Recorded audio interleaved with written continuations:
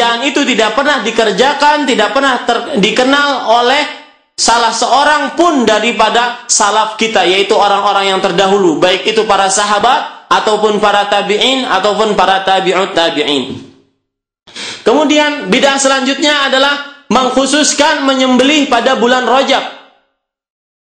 Ya, ini juga termasuk perbuatan bid'ah dan bertentangan dengan hadis Nabi Muhammad SAW yang diriwayatkan oleh Imam Bukhari dan Muslim dari sahabat Abu Hurairah radhiyallahu anhu, la far'a wala atirah, yang artinya tidak ada far'a dan juga tidak ada atirah. Atirah adalah mengkhususkan menyembelih pada bulan Rajab.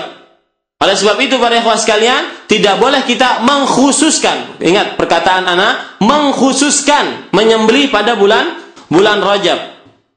Kemudian juga, dan ini banyak terjadi, tidak ada termasuk daripada perbuatan bid'ah adalah di dalam bulan Rajab mengkhususkan berpuasa pada bulan Rajab. Imam Ibnu Rajab rahimahullahu taala di dalam kitabnya Lataiful Ma'arif, beliau mengatakan la yasihhu, tidak sahih riwayatnya tentang keutamaan berpuasa pada bulan Rajab walau satu hadis pun.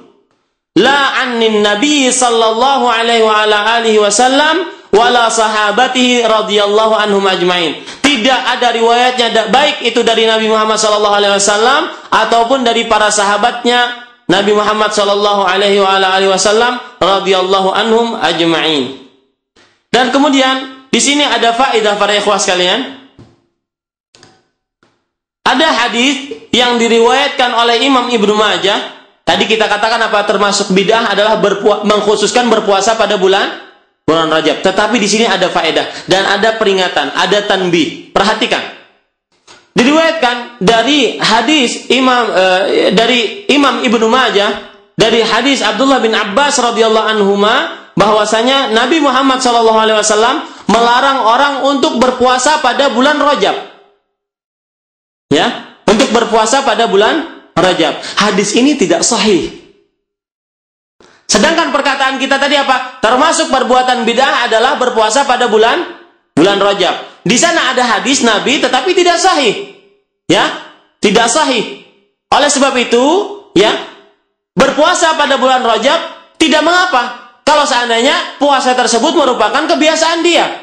Misalkan dia setiap bulannya berpuasa atau setiap minggunya berpuasa Senin, Kamis, atau setiap bulannya dia berpuasa 3 hari sebagai puasa putih, Ayyamul Bid, 13, 14, 15, atau di tanggal-tanggal yang lain. Dan kebetulan pada waktu itu dia masuk pada bulan Rajab, maka dia tetap boleh untuk mengerjakan puasa Senin, Kamis tersebut yang menjadi kebiasaannya tadi, atau dia boleh mengerjakan berpuasa 13, 14, 15 sebagai kebiasaan dia tadi. Tidak berkenaan dengan bid'ah tadi, ya. Ingat itu pada ikhwah sekalian. Yang dilarang apa? Yang mengkhususkan berpuasa pada bulan Rajab. Dan juga yang dilarang apa? Yang beriktikad bahwasanya di dalam berpuasa pada bulan Rajab ada keutamaan tertentu. Itu tidak benar. Itu yang dilarang.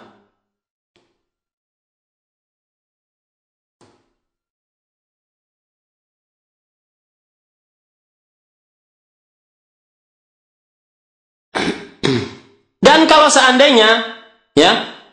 seandainya ada yang berdalil bahwasanya kenapa kita tidak boleh mengkhususkan pada bulan Rajab untuk berpuasa? Bulan Rajab kan bulan suci. Ya, termasuk bulan yang disucikan oleh Allah Subhanahu wa taala. Kenapa kita tidak berpuasa? Dan di sana ternyata juga ada hadis, ya. Ada hadis yang mana kita disuruh untuk berpuasa pada bulan-bulan suci. Sebagaimana sabda Nabi Muhammad SAW, sum minal hurumi watruk, sum minal hurumi watruk. Artinya apa? Berpuasalah dari bulan-bulan suci, tetapi juga jangan berpuasa seluruhnya. Berpuasalah dari bulan-bulan suci, tetapi jangan juga berpuasa seluruhnya. Kita jawab. Nah, permasalahannya paham nggak para ikhwah sekalian? Paham ya? Bahwasanya kita katakan tadi tidak boleh kita mengkhususkan berpuasa pada bulan Rajab. Tetapi ada yang mengatakan, ini kan bulan suci. Kenapa kita tidak boleh berpuasa pada bulan-bulan suci? Bahkan di sana ada hadis Nabi yang menyuruh kita untuk apa? Untuk berpuasa pada bulan-bulan suci dan juga untuk meninggalkan puasa pada bulan-bulan suci. Dan hadisnya diriwayatkan oleh Imam Abu Daud lagi di dalam kitab sunannya. Kita jawab, hadis ini adalah hadis yang dhaif, hadis yang lemah. Karena di dalam sanadnya atau di dalam rangkaian perawinya itu terdapat jahalah dan ittirab. Terdapat ketidaktahuan perawinya, siapa perawinya nggak tahu ini. Ya, dan juga ittirab akan lafaz-lafaznya. Termasuk daripada bid'ah yang ada di dalam bulan Rajab adalah mengkhususkan berziarah kubur Nabi Muhammad SAW di dalam bulan Rajab, yang disebut dengan az-ziyaratu ar-rajabiyah. Ya, az-ziyaratur rajabiyah.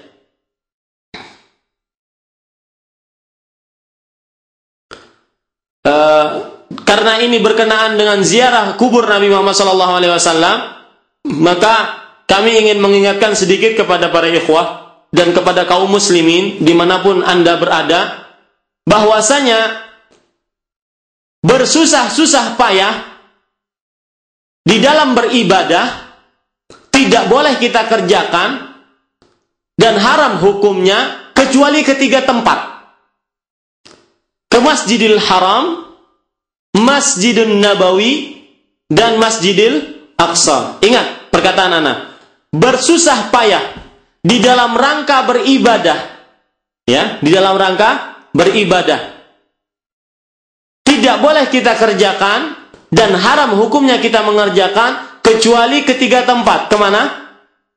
Masjidil Haram, Masjid Nabawi, dan Masjidil Aqsa. Oleh sebab itu, kalau ada sebagian dari kaum muslimin yang bersusah-susah payah, bahkan susah payahnya bikin travel untuk bepergian menziarahi kuburan-kuburan wali-wali keramat, maka itu adalah ziarah yang bid'iyah dan ziarah yang haram dilakukan oleh kaum muslimin.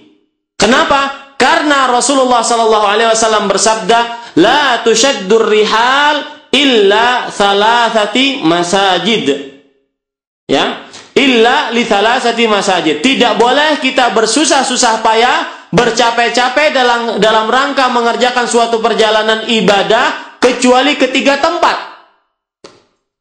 Al-Masjidul Haram wa masjidi hada wal Masjidul Aqsa. Masjid Haram Mekah dan Masjid Nabawi, yaitu masjidku kata Nabi Muhammad SAW, yaitu Masjid Nabawi dan Masjidil Aqsa. Dengan dalil ini kita larang orang-orang yang bersusah payah untuk menziarahi makam-makam keramat. Termasuk kalau seandainya ada orang yang berniat dari rumahnya ingin bepergian ke Madinah, dia niatkan di dalam hatinya hanya bersusah payah untuk menziarahi kuburan Nabi Muhammad SAW. Kenapa? Karena Nabi di sini tidak menyebutkan, ya, boleh kita bersusah payah kepada kuburan kecuali tidak boleh kita bersusah payah kecuali kepada kuburanku. Enggak. Yang boleh bersusah payah dalam bepergian hanya ketiga tempat. Kemana? Masjidil Haram, Masjidil Nabawi, dan Masjidil Aqsa. Paham ini para ikhwan sekalian? Tetapi ya, kalau seandainya kita sudah sampai ke Masjidil Nabawi, ya kita berziarah kepada kuburan Nabi Muhammad SAW. Perhatikan ini, bukan berarti kita melarang untuk berziarah ke kuburan Nabi Muhammad SAW. Ya, jangan salah paham. Jangan salah paham apa yang kita sampaikan. Yang merupakan ziarah yang bid'iyah dan syaddur rihal atau bersusah payah yang bid'iyah adalah ketika seseorang ingin bepergian khusus dari rumahnya, niatnya hanya untuk ke kuburan si fulan misalkan. Itu yang dilarang. Paham ini para ikhwan sekalian? Ya. Termasuk daripada yang dilarang atau termasuk daripada bid'ah-bid'ah yang ada di dalam bulan Rajab adalah mengerjakan umrah pada bulan Rajab atau mengkhususkan umrah pada bulan Rajab. Bukan mengerjakan umrah ya, mengerjakan umrah boleh, tetapi mengkhususkan umrah pada bulan Rajab. Bahkan ini bertentangan dengan pekerjaan Nabi Muhammad SAW, yang mana di dalam hadis yang diriwayatkan oleh Imam Bukhari dan Muslim, Aisyah radhiyallahu anha mengatakan bahwasanya ma'tamara Rasulullah sallallahu alaihi wasallam umratan illa wa huwa syahiduh. Ma'tamara Rasulullah sallallahu alaihi wasallam fi Rajabin qat. Artinya apa? Rasulullah Shallallahu Alaihi Wasallam tidak pernah mengerjakan umroh di dalam bulan Rajab sama sekali. Karena selama hidup beliau, Rasulullah Shallallahu Alaihi Wasallam mengerjakan umroh selama 4 kali dan seluruhnya dikerjakan pada bulan pada bulan apa para ikhwah? Pada bulan Dzulqa'dah. Ya, seluruh umroh Nabi Muhammad Shallallahu Alaihi Wasallam dikerjakan pada bulan Dzulqa'dah. Kemudian bidah selanjutnya adalah berkumpul memperingati malam Isra dan Mi'raj. Bidah selanjutnya yang terjadi pada bulan Rajab adalah berkumpul untuk memperingati Isra dan Mi'raj.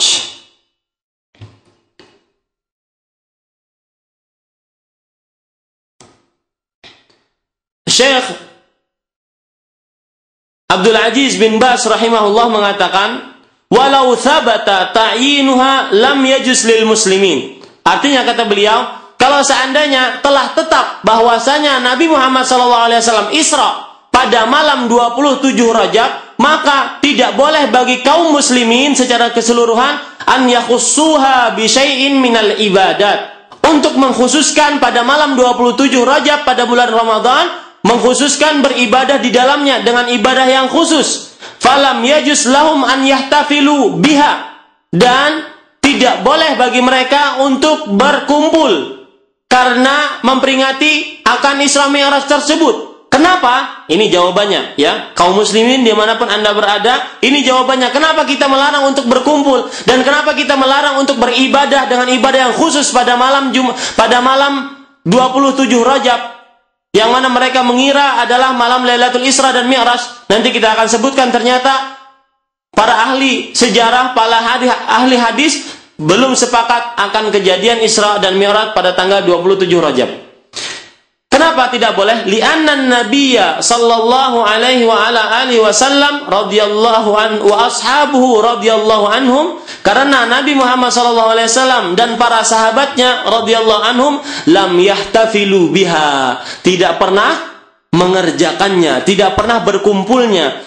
Walam yakhussuha bi syai', dan tidak pernah mengkhususkannya dengan ibadah yang khusus.